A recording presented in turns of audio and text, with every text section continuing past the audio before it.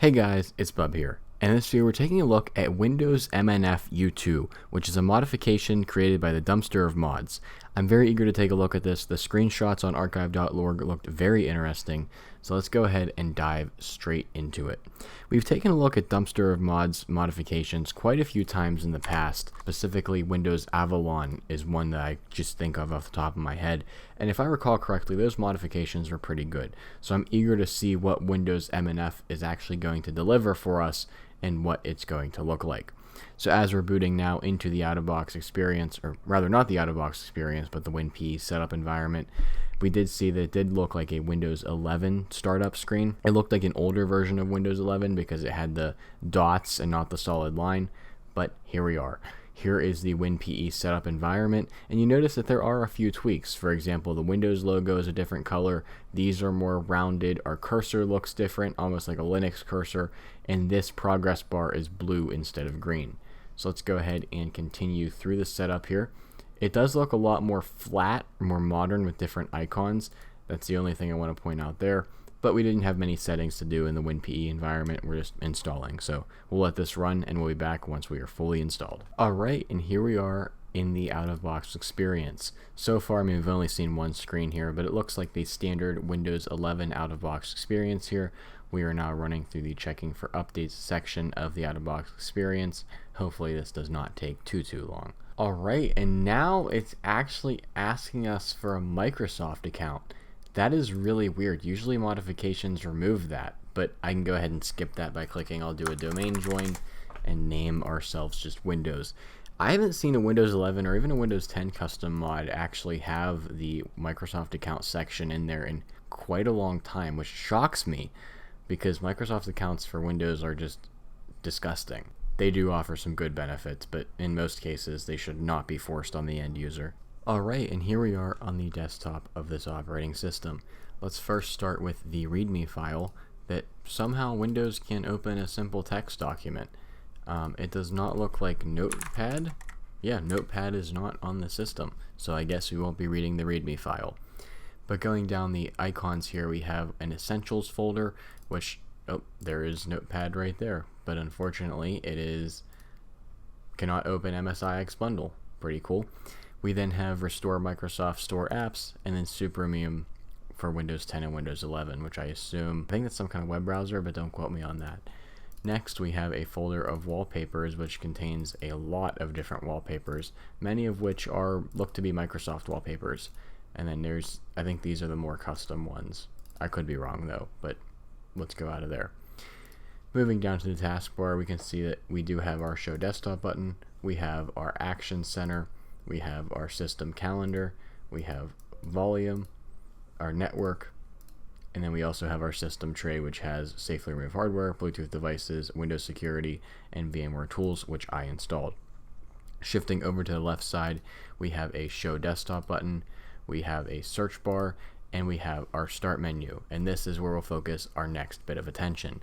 The start menu does not look like the traditional Windows 10 start menu or the Windows 11 start menu in any way. First things first, it is floating and detached from the taskbar and the side of the display. Coming down this list, we can see that we're also missing live tiles, but it does look like if we really wanted to, we could bring back live tiles, but why would we want to do that? This looks very clean. Looking in our start menu on the left side, we have our default, so we have our username, we have documents, pictures, settings, and power. And then coming through what's actually on this machine, we have File Explorer, which we'll take a whole look at that in just a minute. We then have Settings, Snipping Tool, Windows Admin Tools, Windows Ease of Access, Windows Media Player, and Windows Security. So right off the bat, a very minimalist version of Windows, which I didn't think that was the goal of this operating system, but it definitely is minimalist. I mean, there's not a lot installed on here, which isn't a bad thing, except when we can't open the README file on the desktop. Going into File Explorer, we can see first of all, let's look at that animation again, because it is a unique animation where it kind of enlarged from the center and then these flew in from the left side. Very interesting to say the least. But here we can see that it does look like a hybrid Windows 10, Windows 11 File Explorer. So we have the updated Windows 11 icons, the rounded corners, but we actually don't have a ribbon across the top. Oh, there we go. Again, it's like that weird hybrid. It's not Windows 10 or Windows 11. But yeah, we have those updated folder icons. We have a nice updated font. You can see that we have modern icons. I mean, it's a really nice version of File Explorer. Going into our properties, we can see that we're using 14.4 gigs of a 59.8 gig disk, which means we have 45.3 gigs free. Not terrible, pretty average for a Windows install in 2026.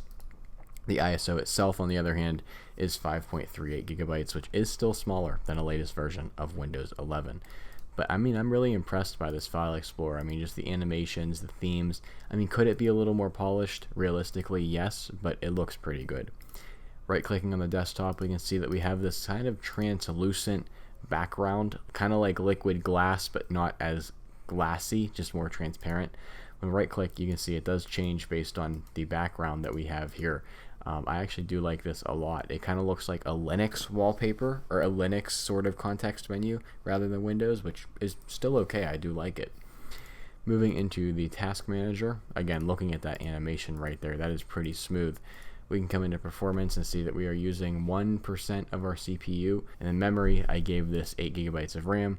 We are using 1.9 out of 8 gigs of RAM. So again, not great, not terrible, but we're still there. Let's go ahead and take a look at our wallpapers and see, oh, well, this is a Windows 11 settings. So I'm really confused. I'm sure if I read archive.org it would tell me, but I'm really confused on if this is Windows 10 or if this is Windows 11 at its core. I mean, actually, there's a really easy way to find that. Let's see, we run WinVer, and this is Windows 10, 19044. So I guess it answers that question. Built on top of Windows 10 Enterprise LTSC. It even calls itself Windows 10 up there.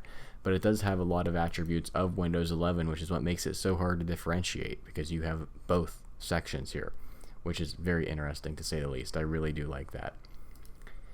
And so with that being said, this was a high-level overview of this very unique operating system by the Dumpster of Mods. Please let me know what you think about this ISO down in the comments below, and if you have any other ISOs you want me to take a look at, please also leave them in the comments below, as I love doing viewer recommended videos.